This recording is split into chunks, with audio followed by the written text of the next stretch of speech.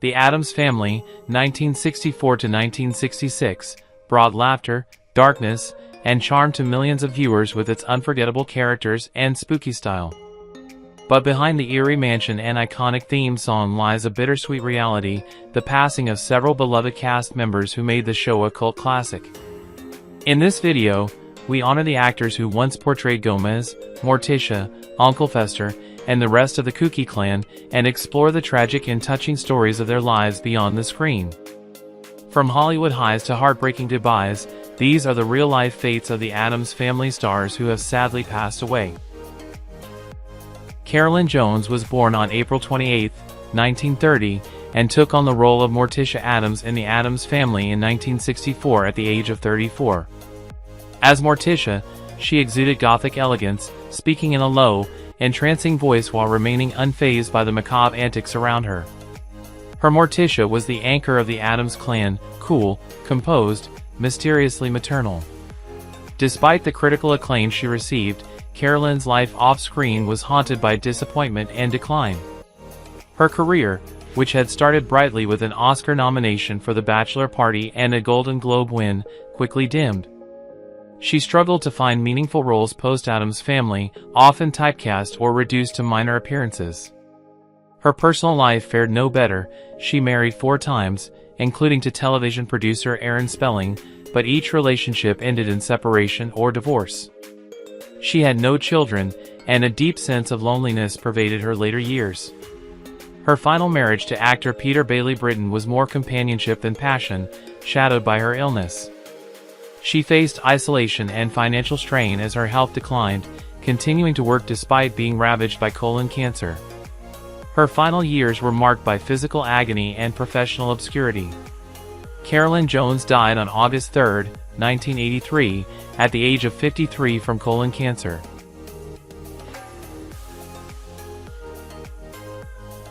Ted Cassidy, born July 31, 1932, assumed the role of Lurch in 1964 when he was 32 years old. Towering at 6 feet 9 inches, his physical presence alone made Lurch unforgettable, but it was his somber gaze and deep, thunderous harangue that cemented the character in television history.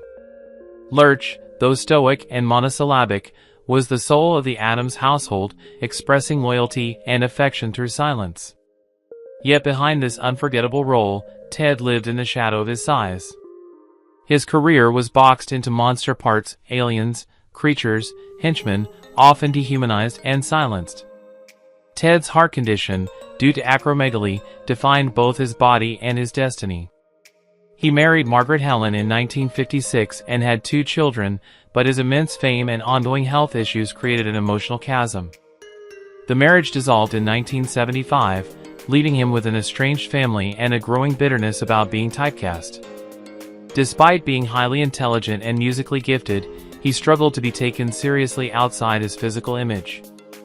He was plagued by a deep depression in his final years, increasingly withdrawn, relying on narration work to make ends meet. Ted Cassidy died on January 16, 1979, at age 46 from complications following heart surgery. His death was sudden, silent, and devoid of the fanfare he once knew, echoing the stillness of the character that made him famous.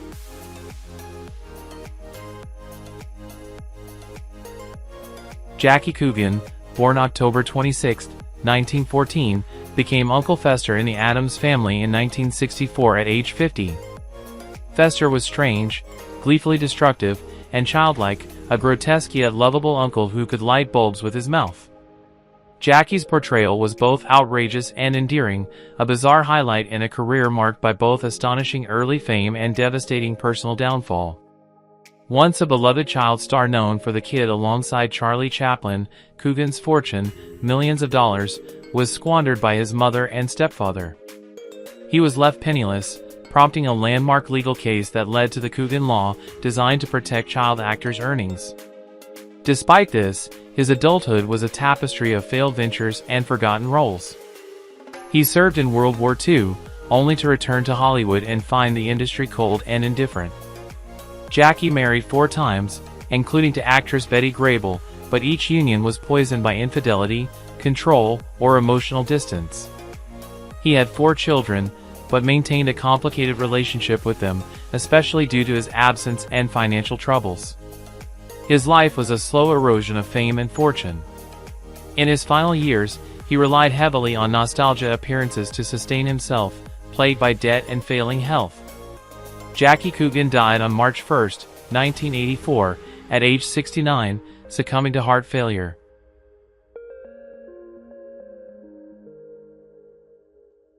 Lisa Loring was born on February 16, 1958, and became Wednesday Addams in 1964 at the tender age of 6. Her Wednesday was eerie, poised, and precociously macabre, a child who delighted in morbid games and spoke with the calm of an old soul. Lisa's portrayal captivated audiences, but her real childhood was far from whimsical. Her father abandoned the family shortly after her birth, and her mother, a troubled woman battling addiction, died of alcoholism when Lisa was just 16. Orphaned and already a fading child star, she was plunged into a world of instability. She married 4 times, beginning with her first wedding at age 15 to a pornographic film actor. She had 2 daughters, Marianne and Vanessa, but her relationships were riddled with abuse, drugs, and heartbreak. Lisa herself struggled with addiction, battling heroin and cocaine throughout her adult life.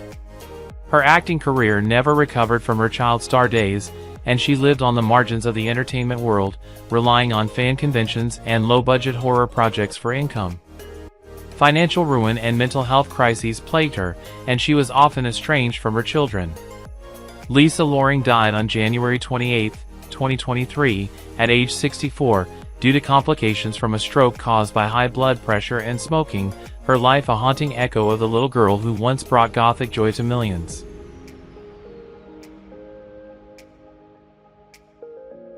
Ken Weatherwax was born on September 29, 1955, and began portraying Pugsley Addams in 1964 at just 9 years old. He brought to life the plump, curious boy whose obsessions included explosives, guillotines, and delightfully twisted science projects. Pugsley's character was lovable yet eerie, a reflection of the show's perfect blend of innocence and morbid humor. After the Addams Family ended, Ken found himself typecast, his early fame becoming a cage rather than a launchpad. His career never truly flourished beyond that childhood role. Attempts to re-enter the entertainment industry were largely ignored, and he was forced to take odd jobs far removed from Hollywood's spotlight. His personal life was equally grim. He never married, never had children, and reportedly had strained relationships with family members. Financial instability haunted him, and periods of homelessness were rumored in his later years. He struggled deeply with depression and isolation, spending much of his adult life living with relatives and battling obesity and other health issues in silence. Ken Weatherwax died on December 7, 2014, from a heart attack at the age of 59, his life a stark contrast to the playful chaos of the character that made him famous.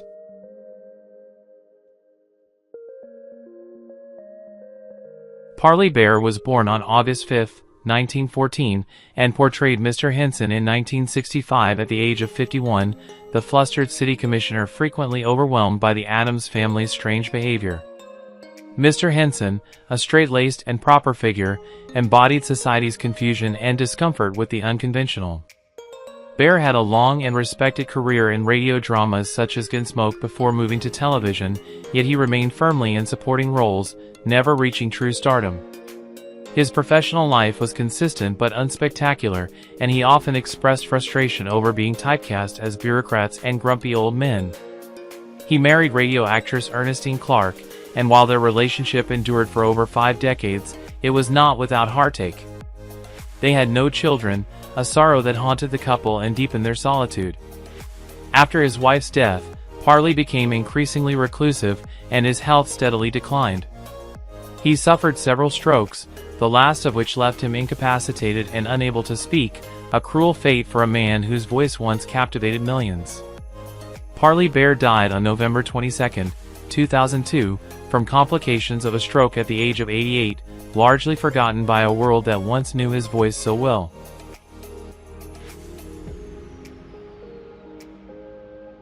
Felix Sila was born on January 11, 1937, and took on the role of Cousin Itt in 1965 at the age of 28.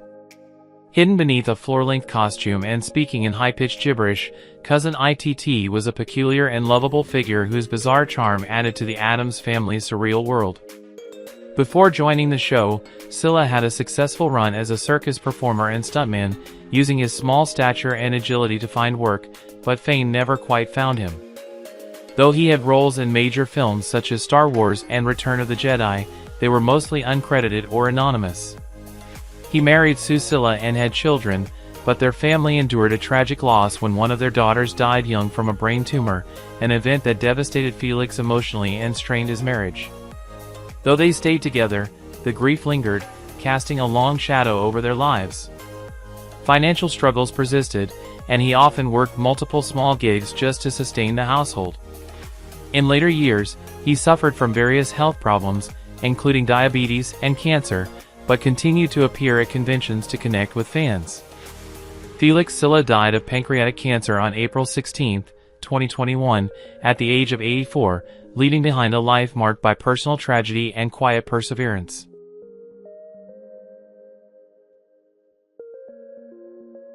Vito Scotty, born on January 26, 1918, entered the Addams world in 1964 at age 46 as Sam Picasso, an eccentric artist whose work thrived on the bizarre energy of the Addams household. The role, while brief, encapsulated Scotty's talent for playing vivid, over-the-top characters. Despite a vast body of work in film and television, he was often stereotyped into ethnic caricatures, Italians, Spaniards, Mexicans, roles that, while numerous, left him yearning for more meaningful artistic fulfillment. His marriage to Irene Bowers was a strained one, punctuated by long separations due to work, and while they had 2 children, Vito was largely absent from their upbringing. One of his children reportedly struggled with substance abuse, which further fractured the family. Behind the laughter he brought to screens was a man racked with self-doubt and exhaustion from decades of chasing fleeting fame. In his later years, Scotty suffered from severe emphysema, a result of years of smoking, and was in and out of hospitals, each visit bringing him closer to the end. He died on June 5, 1996, from lung cancer at the age of 78, having spent his final days isolated and in pain, far removed from the colorful characters he once portrayed.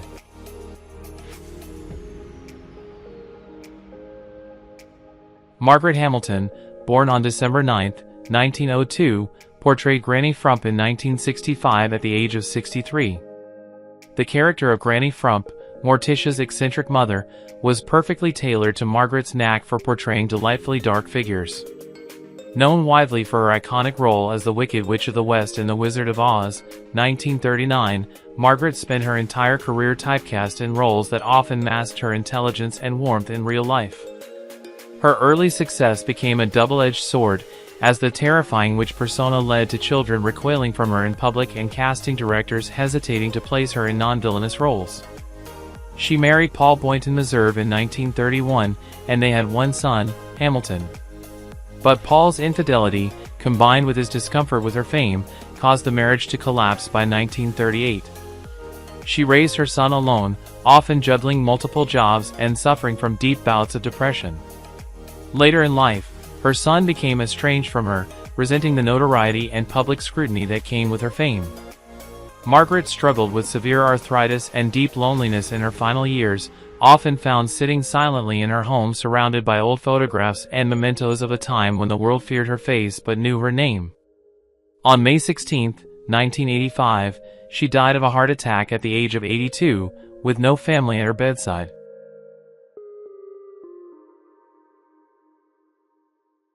Marie Blake, known professionally as Blossom Rock, was born on August 21, 1895, and brought Grandmama Addams to life in 1964 at the age of 69. As the eccentric matriarch, Grandmama was witty and sharp-tongued, dabbling in potions and mysticism with childlike enthusiasm. However, Blossom's off-screen existence was one of obscurity and silent suffering. She was born into a family of performers but remained forever in the shadow of her younger sister, Jeanette MacDonald, the famous musical star. Her own career, a patchwork of supporting roles, never flourished beyond modest recognition. She married actor Clarence Rock, but they never had children, and their marriage was reportedly strained by financial worries and her fragile health. Following his death, Blossom lived alone, her connection to the glamour of early Hollywood reduced to faded photographs and occasional fan letters. In her final years, a debilitating stroke robbed her of her speech and mobility, rendering her isolated and frustrated in a care facility. Once a woman of lively expression, she was left voiceless and dependent, with few visitors and even fewer friends from her Hollywood days. Blossom Rock passed away on January 14, 1978, at the age of 82, following complications from that stroke, her death barely noted by the industry she once belonged to.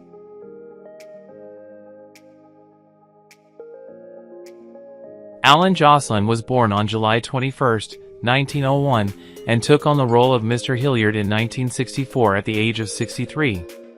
In the series, Mr. Hilliard was the ever-disapproving, nervous neighbor who embodied the voice of normalcy in contrast to the eerie charm of the Addams household.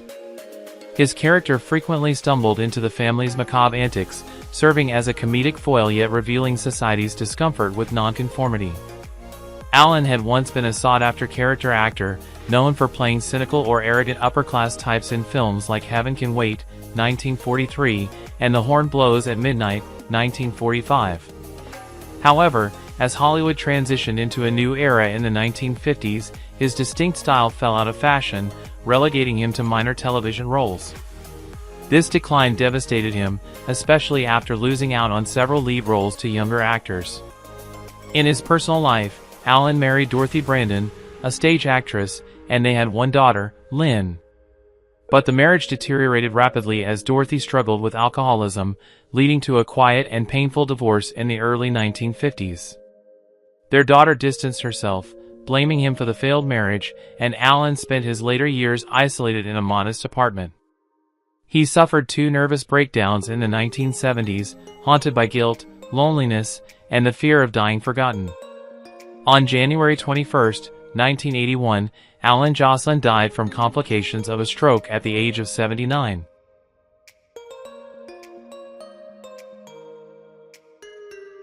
Eddie Quillin was born on March 31, 1907, and began playing Clyde Arbogast in 1964 at the age of 57. As the anxious and often overwhelmed insurance clerk, Clyde added a comedic touch of relatable terror to the Addams family's eerie world. Quillin had started as a vaudeville performer before rising to stardom in silent films during the 1920s. However, as talkies took over and Hollywood changed, Eddie's prominence faded, and he found himself demoted to small comic relief roles. Though he worked steadily, he never again experienced the heights of his youth. Eddie never married and was known to live a quiet, solitary life in Hollywood, devoting himself to acting while avoiding personal entanglements. Rumors circulated about his private loneliness and unfulfilled romantic longings, but he kept his personal life tightly guarded. As opportunities dwindled and age set in, he became more reclusive, turning down public appearances and preferring to stay at home with his memories and memorabilia. His later years were marked by health issues and a deepening sadness over a career that started in brilliance but faded into near obscurity. Eddie Quillin died of cancer on July 19, 1990, at the age of 83, a forgotten figure of early Hollywood whose final years were filled with isolation and nostalgia for a world that had long moved on without him.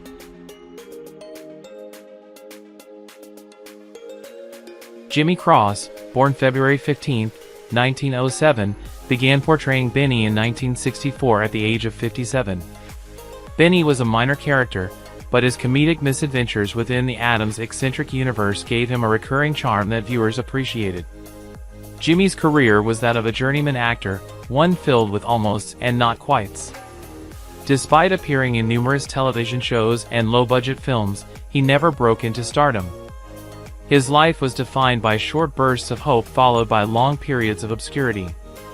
He married his high school sweetheart, Clara, in 1935, but their relationship became a tragic study in codependency.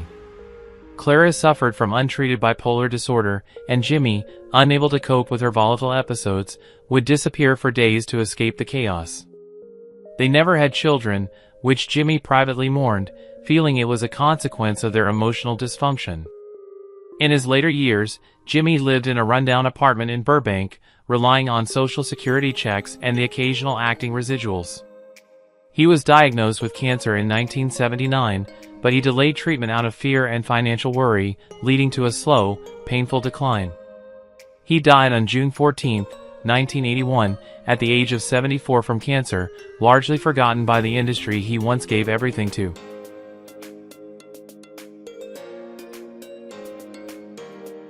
Leonard Breman, born November 13, 1915, portrayed the first moving man in 1964 at the age of 49.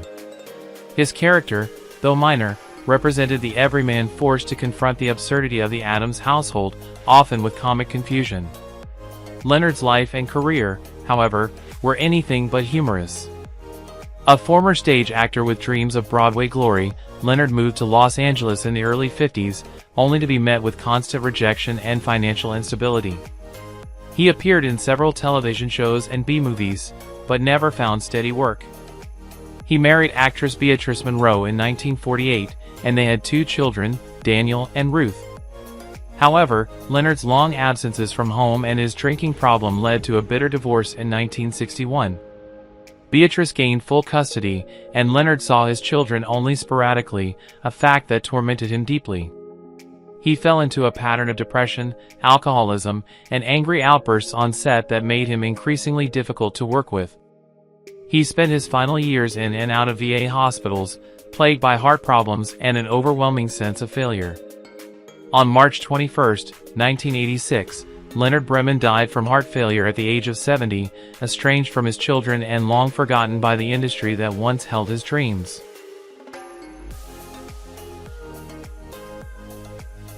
Rolf Sedan, born January 20, 1896, took on the role of the mailman in 1964 at the age of 68. The mailman, perpetually startled and bewildered by the Addams' peculiar household, became a small but beloved figure within the show's offbeat world. Rolf had been part of the entertainment industry since the silent film era, appearing in dozens of productions from Ninotchka, 1939, to Singin' in the Rain, 1952. Despite his extensive filmography, he never achieved leading man status and was typecast into meek, forgettable roles. This led to a life of quiet frustration as peers surpassed him, earning accolades and awards while he remained on the fringes. He never married, though he was said to have carried a lifelong torch for a fellow actress who chose another man. His loneliness deepened as the decades passed, friends died, offers dried up, and he withdrew from the world. He lived alone in a tiny Hollywood apartment filled with old scripts and faded newspaper clippings. His biggest joy came from feeding stray cats, whom he treated like family.